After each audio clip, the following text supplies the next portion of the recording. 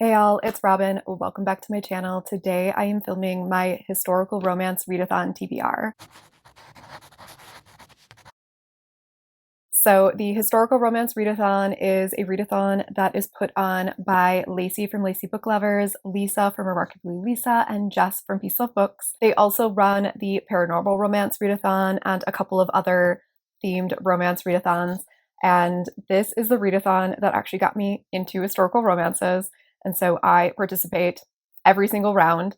And this round is going to be kind of like a holiday edition, and it runs from December 6th through December 12th. So it is a 1 week readathon, and there is a bingo board, which I will put up here. There are, I think, 16 total prompts, and some of them are holiday themed and some of them are historical romance themed. They also have a group book that they chose, and I believe the group book is by Grace Burrows. I don't remember the title. I have not based my TBR off of this bingo board or off of the group book. I just happen to have a bunch of historical romances on my TBR, and so I just grabbed those, and then I'm going to see what prompts they fill. So I'm kind of doing this in a different order. So I actually have 8 books for this TBR, and that is a lot for a weekend readathon, especially for me. I'm technically aiming for 5, but I do have 3 like stand-ins just in case. I did not use the bingo board at all to pick my books. What I'm going to be doing for this is actually I have 2 Christmas anthologies that I have on audio that I really want to get to for this. And then I have a whole bunch of historical romance arcs that I want to kind of get ahead on. And they are all coming out between, I think it's like January, most of them are January and February, and I think I have like one in April. And so I decided I'm just going to use this time to get ahead on all of those because they're ones, one, I'm really excited about, and 2, I have a lot of arcs for the first like quarter of the year.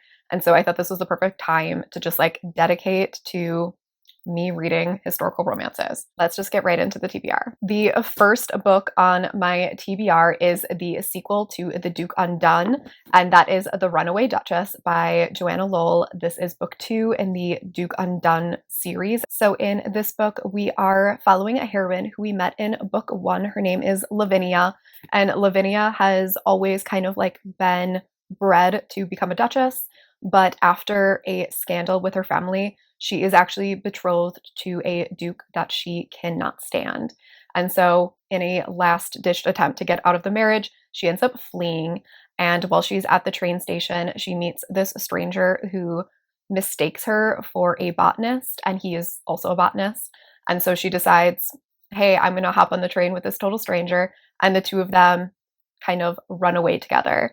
This one comes out right away in January. So this is definitely my top priority for the readathon because I want to get this one read and reviewed. This fits the red or green on the cover. It is a very bright green, but it is green for the non-titled hero prompt, a lady heroine, and it is part of a series. The next book on my list is Something Fabulous by Alexis Hall. This is another arc, and it comes out on January 25th. This one technically does not fit any of the prompts.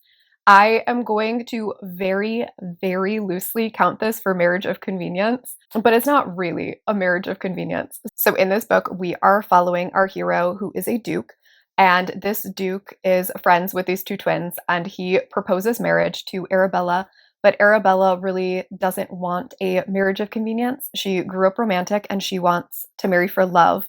And so she turns down his proposal and she ends up running away. The hero ends up teaming up with her twin brother, and the 2 of them go in search of Arabella, and along the way, the 2 of them fall in love.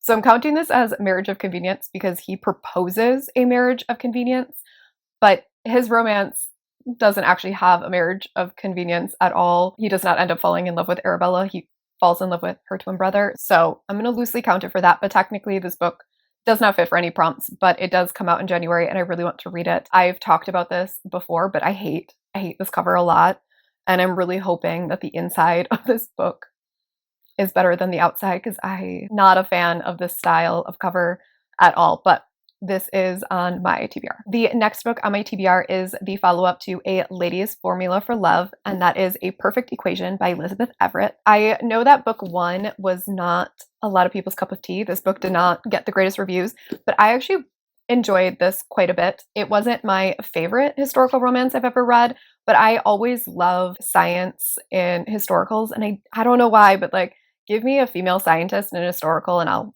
gobble it right up. So in this, we are following a heroine who we met in book 1. Her name is Letty, and she is a mathematician. Letty in this book is tasked with taking over the like club for female scientists. A viscount is kind of put in charge of helping her out and protecting the women, and the two of them have to work together in order to try and protect the society, as well as her big research that she is going to be proposing. And along the way they fall in love. It sounds like it's going to be like reluctant relationship because the heroine doesn't really want any of these things. She doesn't want a relationship. She doesn't want new friends. She doesn't really want to do anything other than her math and science. And so it sounds like a bit of a reluctant heroine. I'm excited for this one. It sounds really cute. The next book is also a sequel, and that is the next book in the Gilded Heiress series. I believe that's what it's called. And it is a Lady Thampson Air by Harper St. George. So in this one, we are following the brother of the two heroines. Max has come over from America and is finally in England. And we are getting his romance with a young widow named Helena. Helena is kind of this like sharp-tongued, scandalous widow. And instead of being like the proper widow, she is investing all of her time into this like organization to help women. And I think the two of them have a fake engagement. I really liked him in book 2, and I'm excited to see where his romance goes from here. Next on the TBR is a holiday historical romance anthology, and that is Mistletoe Christmas. And this has 4 authors. It's Eloisa James, Christy Caldwell, Jana McGregor, and Erica Ridley. And I have not read from any of these authors before. This is, like I said, an anthology, and it will fit for the prompts of Set in Winter 2021 release, Lynch cover, and new to me authors. I believe this anthology is kind of interconnected. I believe this is set during like a holiday party, and we are getting 4 different romances like that are all occurring at this holiday party. I think that's a really cute setup. So this is one of the audiobooks that I plan to listen to for the week. The next Christmas anthology that I have is Kissing Under the Mistletoe by Suzanne Ennick, Amelia Gray, and Anna Bennett. And I have also not read from any of these authors. This one is a little lower on my TBR because when I look this up on Goodreads, it does say that it is part of a series. And so I'm not entirely sure if I need to have read that series in order to pick up this anthology, or what the deal is. If you have read this, let me know if I need to have read the series that this is part of in order to either understand or enjoy one or more of these stories. I have this from Hoopla on audio, so if I get through the other anthology, I might just try this one. This one would also fit for a set during winter, as well as red or green on the cover. The last arc that I have on this list is the sequel To Love and to Loathe, and that is To Marion to Meddle by Martha Waters. This is the 3rd book in the Regency Vow series, and this is definitely the lowest book on my TBR because this doesn't come out, I want to say, until April 5th. So I have a long ways for this one, but I did want to throw it on this TBR because I do really enjoy this series, and I'm excited to get another book in this world. This one is a marriage of convenience. So if none of those other books, if I feel weird about making them my marriage of convenience pick, I could pick this one up for a marriage of convenience. We are following a side character from the previous 2 books. She has been betrothed to this guy that is kind of like this slimy gambling house owner because her father is in massive debt. And so rather than being able to marry for love or a title or anything like that, she is kind of betrothed to this guy to like help save her father. And I believe she enters into a marriage of convenience with this scandalous titled hero who also owns a acting house.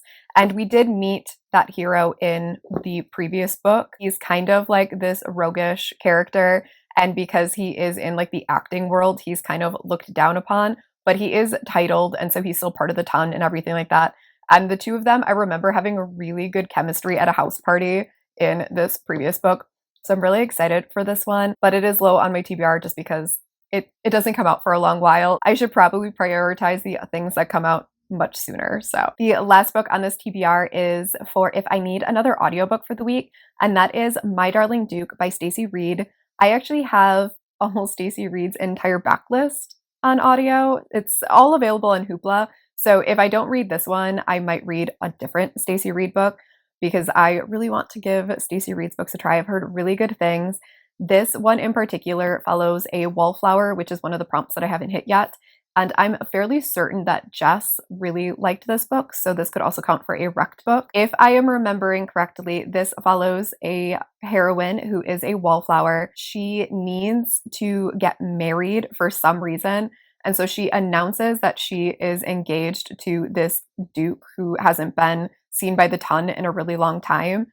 And he returns because he sees that like an ad or something gets posted that they are engaged, and he's like, I don't know you. And so the two of them, I think, have like a marriage of convenience. I'm not 100% sure on that. That's all I know about this. I have this available on audio. This cover is so beautiful. This would also work for a clinch cover as well as a new to me author. Like I said, I'm only going to pick this one up if I read the other two on audio and I need another audiobook, but we shall see. So that is it for this TBR. I do plan to vlog the week of this readathon so I can show you what I end up reading and what I end up loving. Let me know if you are participating in this round. If you have read any of these and there are ones that I should prioritize, let me know that as well. And I will catch y'all in my next video. Bye!